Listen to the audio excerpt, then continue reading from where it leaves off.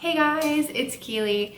Okay, so today's video, if you haven't read the caption already, is going to be over basically my experience as a student nurse, all the way through the steps of like when I applied, what I did to succeed throughout nursing school, how I looked for a new grad residency, and all the way up to like my NCLEX. So in fact, I have a handy dandy book with me today, which literally got me through my NCLEX, the Hearst review. So we'll be talking about that a little bit later, okay? So let's get to it. Okay, so the first thing that we're gonna talk about is basically what to look for when you're starting nursing school. Do your research on these schools, okay? You spend a lot of money going to these schools. You're gonna spend so much of your time on their campus. It's definitely something for you to look into and know like the pros and cons, the passing rates that the school has. Luckily, I enrolled at UT Tyler, University of Texas at Tyler, sorry, that's the shortened version that I said. But it was a great school, very competitive, and is known for their nursing program. Do your research, know what courses you have to take, meet with the course advisor that can kind of walk you through that. And it's gonna be the course advisor that is at that college that you're gonna be meeting with. So I met with the course advisor for our nursing school like right away when I got to UT Tyler, and she gave me like a roadmap of all the courses that I needed to take and the semester that I should finish by and when I would theoretically be graduating. So there you go. And then also now talking about some things that you have to do before you actually get into the program. Not only do you have to complete the courses that I had mentioned earlier and the rest of them that are on the list that they give you, I don't know all of them right now, sorry. But you have to complete the T's, or at least you did when I went there. So the T's is more like, it's an entrance type exam for nursing school. So it has like math, English, language arts type stuff like that. All I did, and I got a really great score, was I did the Kaplan test plan. So I did that for a few months before I got into nursing school, as well as I went on ATI's website because ATI runs the T's testing. Okay, I went on their website and I just paid for the Form A and B practice tests that they allow you to buy and use to kind of teach you how to answer questions and just give you a little bit of a sample of what the test has to offer. And I highly recommend that. Oh my gosh, I highly recommend that because so similar to the T's. It was basically like getting UWorld for the NCLEX, okay? Worth the money. It really helped. So highly recommend those things. And then of course applying for the actual, entrance to that nursing school. So it's going to be a little bit of a long application. They're going to ask questions about maybe your work experience. I believe they did, about your volunteering experience, why you want to be a nurse, stuff like that, as well as submitting your transcripts and all that as well. So that's just kind of the whole thing. It's a process, but in about a semester's time or a couple months' time, you will hear something back for them. But yeah, so hopefully if you're looking to get into nursing school, and that's the reason why you're watching this video, you get in. Good luck, you can do it. But now we're moving on to the next section. So the major thing that I really wanted to talk about in this video more so was the actual part of what you do when you're in nursing school, okay? People just think like, oh, you're at the hospital all the time or you're just studying all the time. It's either one of the two that I've heard. It's a combination of both. So you're balancing the actual work of being in the hospital for 12-hour shifts and then the studying aspects. And the further on you get into the program, the more clinical hours that you're expected to do. So that's why it gets to be more and more hectic. That being said, if you're looking to have a job during this time, I highly recommend working and saving during your first 2 years before you actually enter into nursing school. That way, if the classes get too rigorous for you or the schedule just gets to be too much, you have a backup savings, as well as to pay for all of the little fees and all the things you have to buy for nursing school, because sometimes tuition just doesn't cover all of it. But so yeah, highly recommend that. And then during your first couple of semesters in nursing school, you could probably work like 10 to 15 hours a week. I did personally. I was strapped for time, but I was still able to do it. So you can if you need to. And as far as it goes with surviving nursing school, like academically, I have a few tips and pointers, which I have written down. So if I'm not looking at the camera every moment, just know that. But basically get organized. So your first week there, you're gonna walk in, there's probably gonna be a lot of people. They're gonna be making mass announcements to everybody saying, okay, let's say you're in lab section 005. Everybody from lab section 005 meet at this table or something like that. That's at least how mine was structured. If nothing else, there's gonna be a lot of different mixed messages coming your way. And if your nursing school has everything together or your professor has everything together and they just give it to you on the first day, congratulations, you were lucky and that's awesome. Create your schedule. But if you don't, that first week can get really hectic. And there's gonna be a lot of dates thrown at you. There's gonna be a lot of moving dates where your professors and instructors will be like, we're not exactly sure about these dates, but this is tentatively what they are. If they say that, write it down on a sheet of paper, but don't exactly put it in your calendar, okay? Until they give you that exact copy of like when your clinical dates are and when you need to be here, when you need to be here, what you're doing on this day, at that point in time, that's when you should be writing stuff down. So everything's to be fluid for the first week of nursing school. Every semester it always was for me. So do not, the root of what I'm trying to tell you for this last little piece was, do not get flustered, okay? I am a planner, I'm an organizer, I'm a very type A individual, hence the reason why I am a nurse. But me and my friends, we'd all get so flustered. We'd be like, oh my gosh, I don't know what's going on. I know I have clinicals next week, kind of stuff like that. But here's the thing, if they can't give you the dates right away, that's not really your fault. So just adapt to whatever it is. Keep your schedule open. I understand how hard that can be, but adapt to what it is. Use the information that you have at that time, but don't like be stressing out over it, okay? Because everything's gonna work out, and even if there are some scheduling conflicts, they'll work those out too. Just talk to your instructors. Trust me, they're very understanding. They're very understanding. They're not mean people. So yeah, get organized and stay organized. Stay organized throughout your whole entire program, because every now and again, instructors are gonna be throwing new dates at you and new events are gonna be happening, different things are gonna be happening. Do you see Brady over there? Oh, he left. You'll see him later on in the video. I'll make sure to feature him at the end. But basically just stay organized, because it doesn't matter at what point you're in the program. Either way, at the beginning you have some extra free time, but there's more studying time. At the end, there's more clinical time, less studying time. There's gonna be something taking up your time. So there are like different levels of how hard nursing school can actually be. So at the beginning, it's really hard emotionally and mentally because you are having to think in a totally different way than you ever thought before. What I mean by this is that, little do you know, entering into nursing school, you've just been memorizing crap your whole life. That's all you've been doing to study. And maybe you haven't, but very few classes actually require you to not have to do that. And in nursing school, yes, memorization is a key portion for like pharmaceutical type stuff and all that, but you then take that stuff that you memorized and you wrap it into all the content that you just also learned, and it all works together and intertwines, and you have to remember that. And it all builds on each other.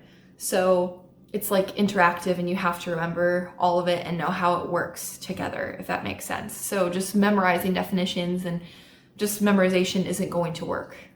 And that's something that definitely hits a lot of nursing students and hit me personally very hard, because I did know how to study. It's just I had to perfect it, you know?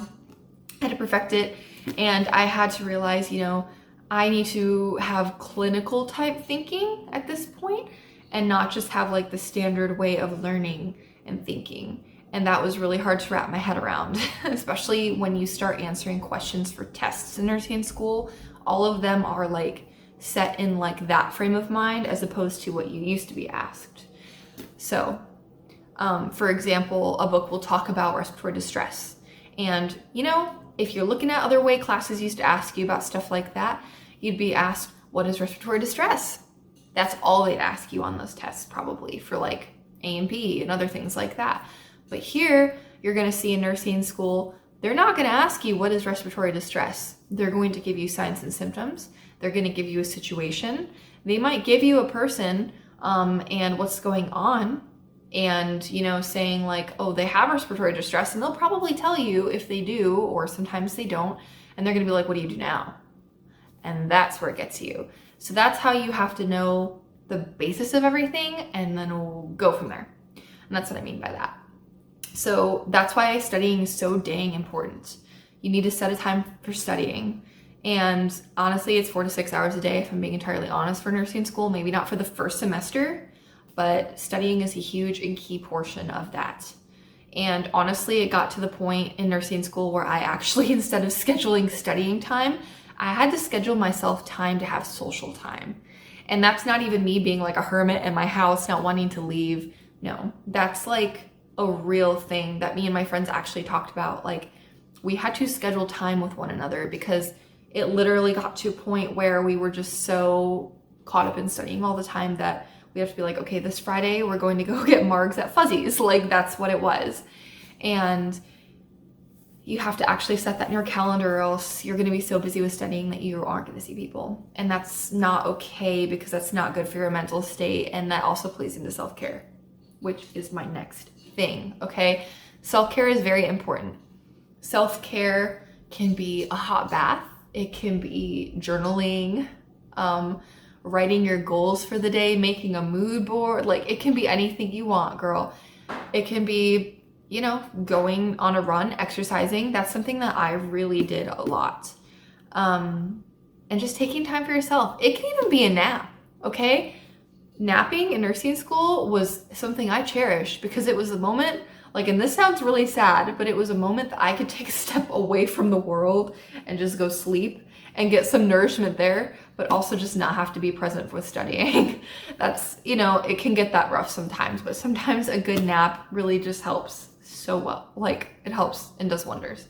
But yeah, and then also another tip, the last one that I have for like surviving nursing school would be, and just being successful in nursing school, honestly, would just be that don't listen to other people around you that aren't putting in an effort, okay?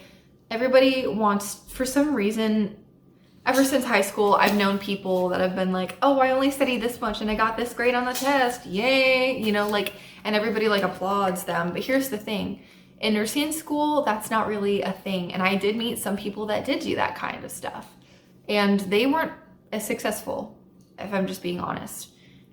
In nursing school, cutting corners and not doing everything that you're supposed to do is not worth it. And let me tell you why. So let's go back to what I was saying about how you learn in nursing school. You start with a concept like anatomy and physiology, learning how muscles work and how systems of the body work and how everything works together in that manner. Then you move up to pathophysiology, where it talks about the A&P portions, and it talks about how certain diseases impact the actual body itself, stuff like that. Then you go to like stuff like pharm, talking about what certain medications do, and you have to know how the body works at this point to be able to see how those medications work. And then you go into stuff like med-surg and concepts and stuff like that. And med-surg, which there's probably many other names for this specific portion of your class, but it's the hard stuff. You'll know what I'm talking about. It's your hardest class that you have, and it's probably over a couple of semesters. That's where it talks about all of the major disease processes, how it impacts the body. Then they're going to also throw in all of that stuff that you learned in your pharm class.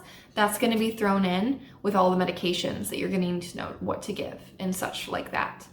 And that's where it gets a lot. So just like I said earlier, it all builds on each other, and you can see. So going back to that, if you think about it, if you didn't learn one of those pieces, you're going to be missing stuff subsequently down the line. And that's harder on you, because you're going to have to go back and relearn that. So learn it from the get-go, learn it from the beginning, dig deep, and just put in the work, because like I said, it all builds. And at the end of the day, it's about the patients, and we can all be like the best nurse that we want to be, but if you didn't learn the criteria that you needed to learn originally in nursing school, and you just kind of floated by, or you just kind of made it, are you really going to be like the best nurse that you can be? No. And it's not even the fact that we want to be the best nurse that we can be. No, we want to save our patients' lives. We want to take care of patients and provide adequate care for these people. So we owe it to them to actually put in the time in studying, Anyways, but moving on to the next stage of what we're going to talk about, the residency. Scary stuff. So you can go into a job just as a new graduate nurse, just with your RN license. I've seen some people do that. Or you could go into a new graduate nurse residency. I highly recommend going into a new graduate nurse residency. I did. I currently am a new graduate nurse at St. David's, and I am technically under my job description an L&D nurse, but I also go to the postpartum side as well because our floor is, I believe it's called an LRDP floor. Don't quote me on that, but basically that means that we're a smaller floor, so I can go to either area. And yeah, so that's a little bit about my residency, but let me walk you through what a residency even is, starting out. So a residency is when you are precepted, which I know you know what this means. If you're in nursing school, you're precepted by people all the time on the floor. You're going to be precepted, but you're going to be expected to do a lot more. You're expected to basically learn the job and give medications and do everything. The thing is you grow so much. Oh my gosh. I remember the first day I got to the floor and I didn't know anything about labor and delivery. I had one clinical in labor and delivery. One clinical where I got to see 2 vaginal deliveries, and that was it, girl. That was it. And I was like, this is what I want to do with the rest of my life. Woo! And I based it off of one night of seeing that. So just know, like, you will start out and you will know nothing in certain areas, especially if it's really specialized. And my goodness, now looking at myself being off of orientation for like a few weeks, I have grown so much. I didn't even know what a TOCO was, or what like the little ultrasound thing was that you put on there, how to adjust it. Didn't know any of that. Now that's a simple thing. So example A, there you go. So you're gonna feel like a kid showing up on the unit, but over like 13 to 18 weeks, depending on your hospital, you're gonna be precepted. And then you'll probably be moved to, if you go 2 nights, you'll be probably moved 2 nights at that point if they don't already start you on them. And or if you didn't already, if you didn't like hard on for days, because some people get lucky and they get hard on for days, but that's basically what happens. There's also like a new graduate residency project typically, and it's evidence-based. So it's going to be rooted in evidence-based articles that you're going to have that pertain to your floor. So like mine is an EBP project based off of the golden hour, which is 1 hour skin to skin, in which after the baby's born, we just place the baby on mom's abdomen, have 1 hour skin to skin with them, and it can lead to a bunch of positive things, all the way from better baby blood sugars and temperatures, decrease mortality rates of babies, increase lactation rates too, and increase lactation rates in the long run, like 6 months out and longer. So that's just an example, but of course, as you can see, that pertains to my floor. So if you work on a different floor, it's gonna need to pertain to where you're at. So if you were on a med-surg floor, Cotties or something like that, example. But yeah, so that's basically what a residency is, and mine is for a year. A lot of places are for a year. They'll get like mentors in addition to preceptors sometimes, and they'll just watch over you a little bit more than they would as if they're hiring just a regular RN. And it's not because they don't trust you, it's because they know that you're new and they know that you have a lot of struggles of being a new nurse, and they want to be there for you. And they also want to allow you to grow in a safe environment and be able to provide that structure for you to become a great nurse. So every hospital that I've been to or have like researched anything on, they all have a residency for the most part. But yeah, so now that we know what a residency is, we're gonna go ahead and talk about what you do to get into one, okay? All right, so what you do, first step, look up hospitals that you want to go to or want to work at in a specific area that you want to live at, okay? So I was in Tyler, and I'm not gonna lie to you, I was not a fan of Tyler, Texas, was not gonna be staying there, was not in any of my interest, just wasn't. So I researched Dallas, Austin, and Houston, okay? And I looked up all the major hospital systems in those areas, and I put in applications to hospitals in those areas for RN residencies. That being said, every hospital has a opening and a closing date for their applications, and they accept a wide amount of applications, a very large number. So a piece of advice that I always give to people is, and this is just based off of what I saw from who I got callbacks from, but put in your applications when they open, like the day of, because places like Baylor, Scott, and White get thousands of applications.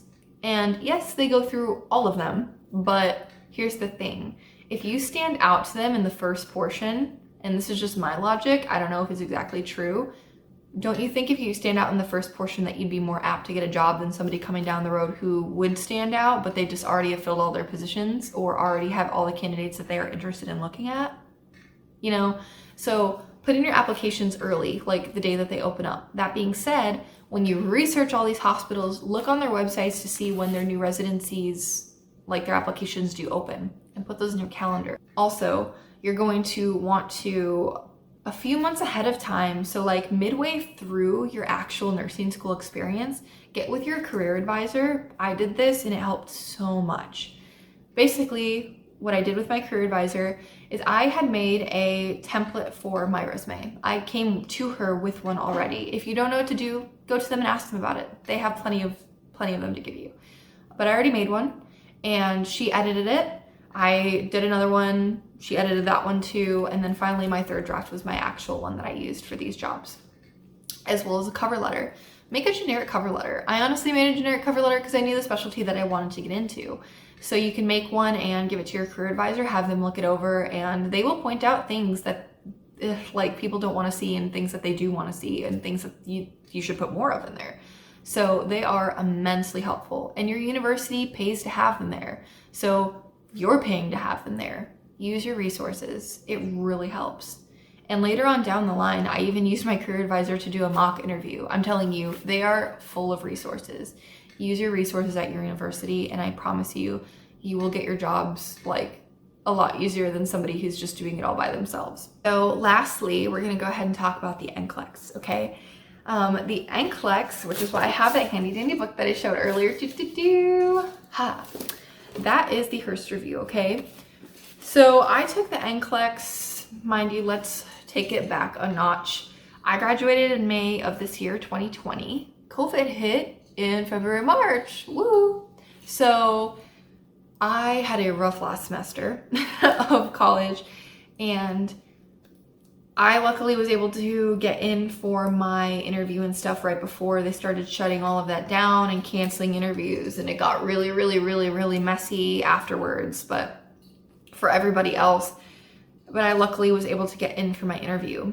That being said, because that had happened and everything else with our classes and clinicals had gotten shut down, we also didn't get our Hearst review in person either, which is an option that you usually do get at your nursing school. And obviously I use this puppy. You can see I'm a type A person and it's all messy, but yeah. So I did, instead of doing the Hearst review in person, they gave you the option to do a 3-day virtual one where they do 8 hours worth of content, which is still live.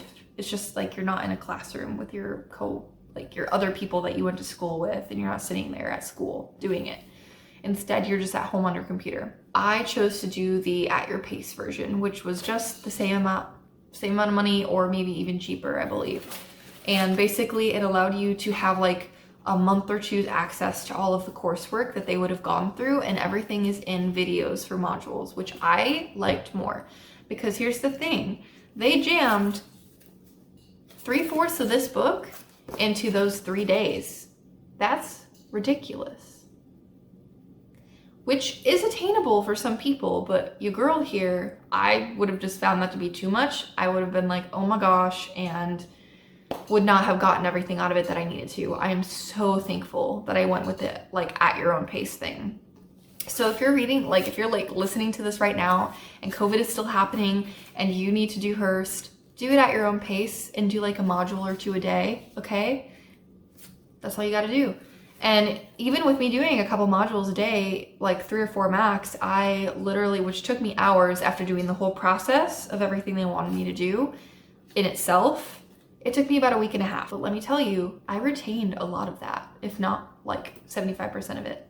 And it really helped bring back things in my brain to the forefront to be able to use for the NCLEX.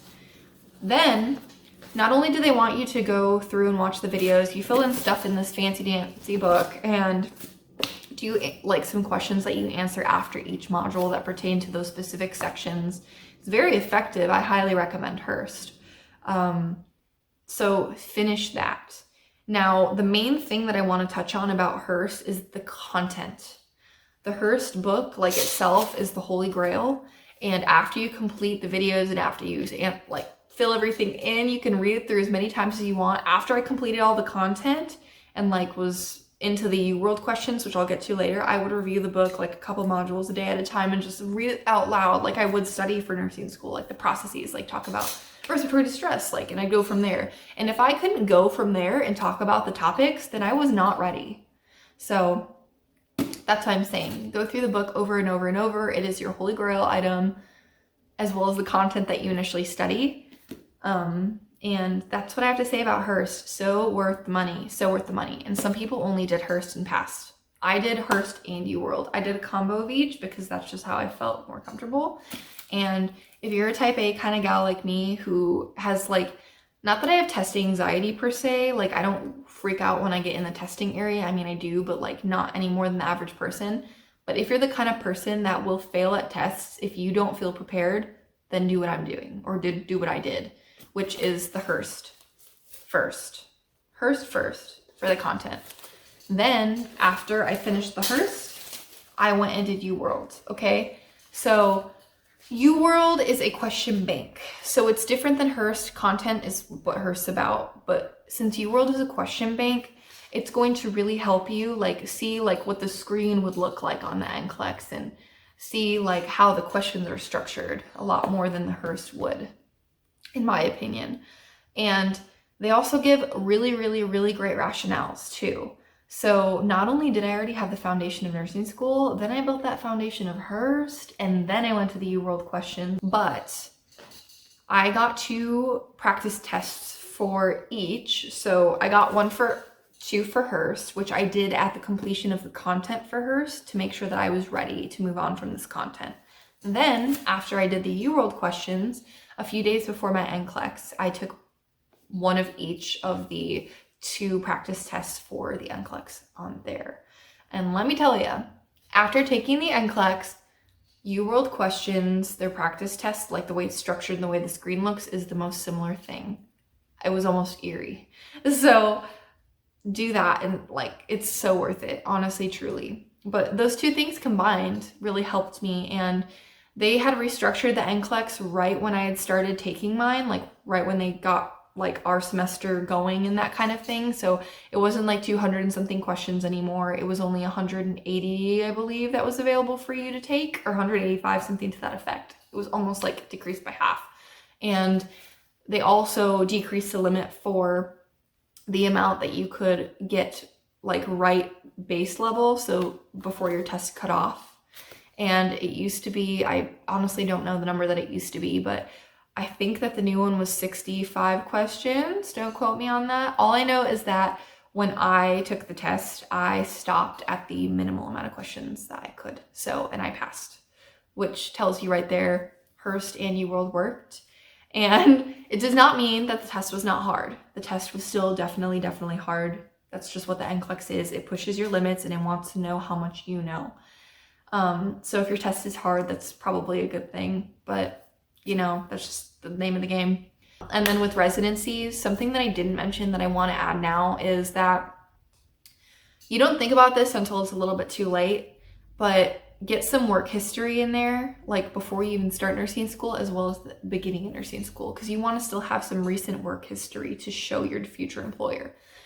Volunteer at your local hospital, okay? Or the hospital that you're doing clinicals at, because that shows that you have been in a hospital setting before and that you know what you're doing. Or be like a PCT or something, or like a tech, like do something like that, like with your hands in the hospital setting. Be in like a leadership role of an organization.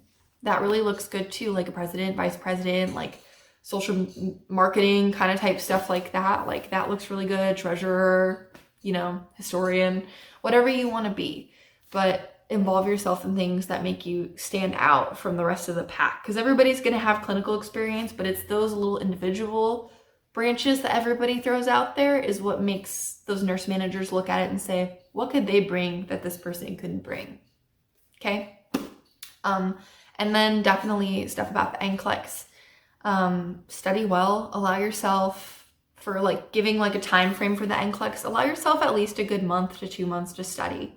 Baseline month, I think. I gave myself a month and a half, but I would have liked to give myself 2 months. That way I had like 3 solid weeks to study Hearst and then could actually finish the whole dang question bank for UWorld. But don't prolong it to a point where you just stress yourself out and then you fail the test, okay? But also don't do it so early that you feel like you didn't have time, because then you're also going to be at risk of stressing yourself out so much that you just panic and fail the test. So you can do it. Basically what I'd like for you to take at the end of this is that no matter where you are in your nursing journey, if you're applying for nursing school or you are in the middle of nursing school or you're looking for a job or you already graduated and you were about to take your NCLEX, you can do this. You are strong. You've made it this far and you know what you want. So go for it. All right, guys, we'll talk to you later in the next video. Thanks. Bye.